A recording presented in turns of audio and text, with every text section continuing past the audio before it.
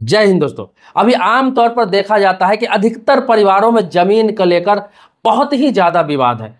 भाई भाई से बातचीत नहीं हो रहा है, चाचा भतीजा से बात नहीं हो रहा है, खानदान में लोगों से बात नहीं हो रहा है, आपस में रिश्तेदार से बात नहीं हो रहा है, भाई बहन में बात नहीं हो रहा है। और ये वजह है कि आज जमीन विवाद इतना बढ़ गया हुआ है कि जो जमीन सर्वे कहीं पर हो रहा है, जमीन का सुधार हो रहा है, दाखिल खारिज को लेकर, मोटेशन को लेकर, जमीन में बंटवारा को लेकर, जमाबंदी को लेकर इतने दिक्कतें आ रही है कि आने वाले समय में आप देखना कि आपकी जमीन इनवैलिड हो जाएगी, आपके जमीन सरकारी खाते में चला जाएगा और आप देखते रह जाएंगे। आपके बच्चे को इतना परेशानी होने वाला है कि आप सोच भी नहीं सकते हैं। जो आज बिहार में हो रहा है, सर्वे हो रहा है, राजस्व महाअभियान हो रहा है, लेकिन बहुत सारे ऐसे लोग हैं जिनके परदादा के नाम से जमीन थे, वो दादा के नाम पे आया वो जमीन, और दादा के 4-5 बच्चे हो गए और वो पांचों में बंटवारा हुआ।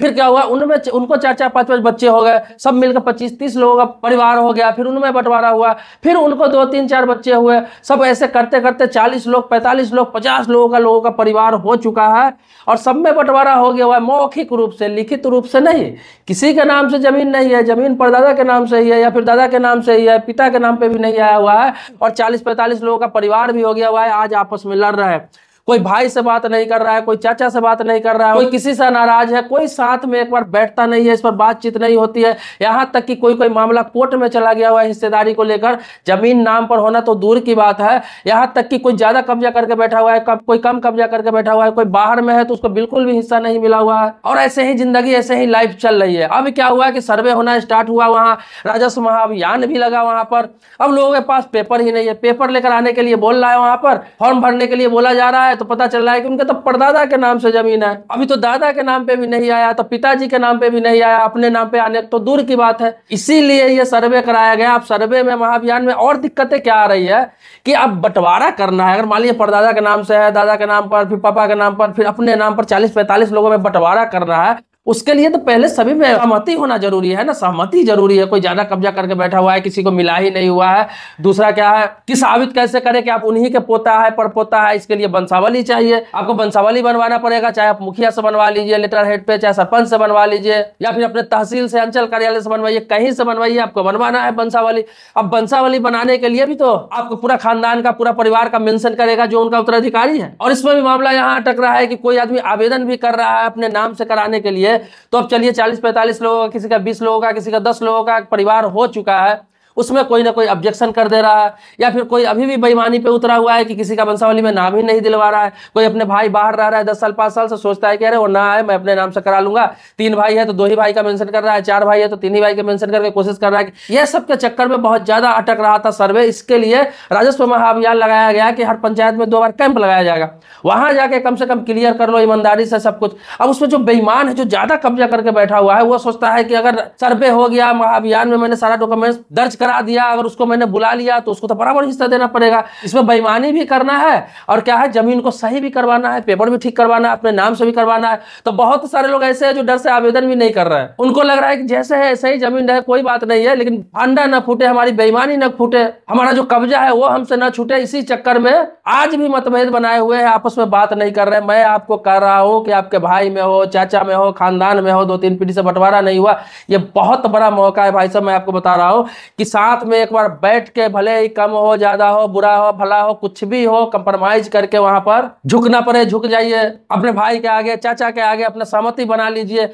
और क्या है कि इसमें क्लियर करा लीजिए अपने अपने नाम से जमीन, वरना ये मौका दोबारा नहीं मिलेगा।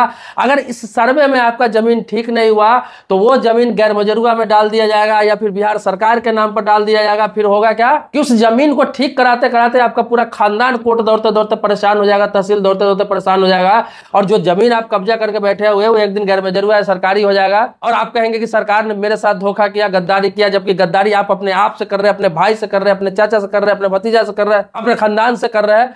थोड़ा सा आप अगर झुक जाइए, सहमति बना लीजिए, आपस में मिल बैठ के सब लोग ठीक ठाक करके एक नक्शा बनाकर, एक वंशावली बनाकर वहां पर सबमिट कर दीजिए। आसानी से, आपको टाइम नहीं लगेगा, आपको कुछ ही दिनों में आपका बंटवारा होकर अपने अपने नाम से जमीन होकर मिल जाएगा और सबका जमीन दे दीजिए, बंटवारा कर लीजिए। उसके बाद वो कुछ भी करे, उसका जमीन है वो जाने। आपका जो भी जमीन है जेनून तो होगा, आपके नाम से तो होगा, ताकि आपके बच्चों को आने वाले समय में भविष्य में दिक्कत नहीं हो। नहीं तो आपके परदादा के नाम से जमीन है, वो क्या बोलेंगे, मेरे छेड़दादा के नाम से जमीन है कि लकड़दादा के नाम से, उसका क्या वो नाम देंगे? उसको तो साबित करते करते कई पीढ़ी गुजर जाएगा, लास्ट में वो लावारिस हो जाएगा, लगेगा कि किसी और की जमीन पे हम बसे हुए, हमारा दादा था या नहीं था, परदादा था या नहीं था, या फिर उनका दादा कौन था, उनको क्या पता बेचारे को। अगर आज से फिर 50 साल बाद सर्वे होगा, उसमें वो बेचारा कैसे साबित कर पाएगा? इसीलिए यह मौका है कि अपने दादा के नाम से हो, परदादा के नाम से हो या पिता के नाम से हो, कि सारी जमीनों को ठीक कर लीजिए। अगर वो लोग जीवित नहीं है, इस दुनिया में नहीं है, तो करा लीजिए।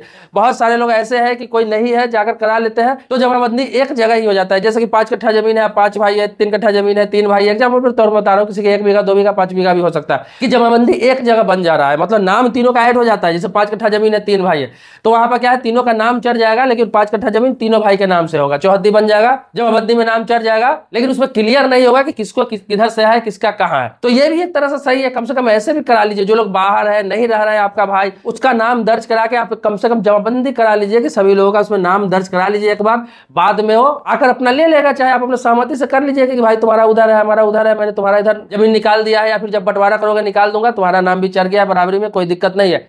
इतना भी करा लीजिएगा तो आपको दिक्कत नहीं होगी, परेशानी नहीं होगी। जब बंटवारा करना होगा तो ये तो पता रहेगा कि हम तीनों भाई के नाम से, तीनों की सहमति है।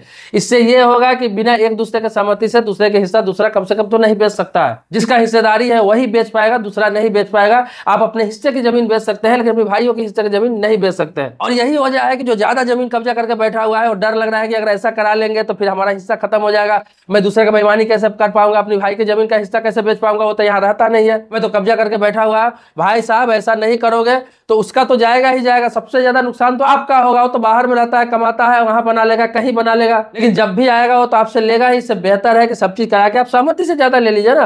अगर आपके पास कर्ज है, पिता के कामों में, पिता के बीमारी में, या फिर बहन के शादी में, या किसी चीज के लिए आपने खर्च किया, एक्स्ट्रा कुछ भी किया होता है, गांव में समाज में ऐसे लोग करते हैं कि एक भाई ये ज्यादा खर्च किया, एक भाई कम खर्च किया, तो बाद में एक सहमति से होता है कि भाई थोड़ा ज्यादा मुझे दे दो, थोड़ा कम तुम ले लो। सामाजिक तौर पर आप बैठ के सहमति बना ले, नहीं मान रहा है पूरा दे दे, कोई दिक्कत नहीं, बराबर दे दे, लेकिन कम से कम अपने नाम से करा ले। ये बहुत बड़ा मौका है। लोग सर्वे को हल्के में ले रहा है, राजस्व महाअभियान को हल्के में ले रहा है। ये आने वाले समय में आपके लिए अभिशाप बन जाएगा अगर ये ठीक आप नहीं कराए। जो जमीन आपका 50 साल से ठीक नहीं हुआ और ये सर्वे में अगर ठीक नहीं हुआ, तब तो उस जमीन का समझिए किस्मत ही खराब है। और उस जमीन का किस्मत खराब क्या है, वो तो एक समान है, किस्मत आपका खराब है, आपके आने वाली पीढ़ी का किस्मत खराब हो जाएगा, क्योंकि वो कोर्ट कचहरी तहसील दौड़ते दौड़ते परेशान हो जाएगा। और इसमें जल्दी सुनवाई नहीं होगा, क्योंकि इसलिए नहीं होगा क्योंकि सरकार ने आपको मौका दिया है, एक बार नहीं 2 बार 3 बार मौका दे रही है। इसके बाद भी आपका जमीन अगर ठीक नहीं हुआ, आपके नाम से नहीं हुआ, आपके पिताजी नहीं है, दादाजी नहीं है, परदादा नहीं है, अब फिर भी वो जमीन आपके नाम से नहीं हुआ, बंटवारा सही से नहीं हो पाया, इसमें अपने अपने नाम से नहीं हो पाया, फिर तो आपके लिए बहुत बड़ी समस्या खड़ी होने वाली है। ये पैतृक संपत्ति के लिए बोल रहा हूं। और जिसने खुद से खरीदा हुआ है, उनका मोटेशन करा रखा है, उनको तो कोई दिक्कत ही नहीं है। जिनको वसीयत में मिला हुआ है, अभी मोटेशन नहीं करा है, वो इसी यही बहाना है, इसमें मोटेशन करा सकते हैं, इसमें दाखिल खारिज करा सकते हैं, अपने नाम से सर्वे करा सकते हैं। जिसको गिफ्ट डीड मिला हुआ है वो भी अपना सर्वे करा सकते हैं, अपने नाम से करा सकते हैं। बहुत सारे इसमें मौका मिल रहा है। इस पर कई वीडियो मैं बना चुका हूं, कैसे कैसे क्या क्या करना है।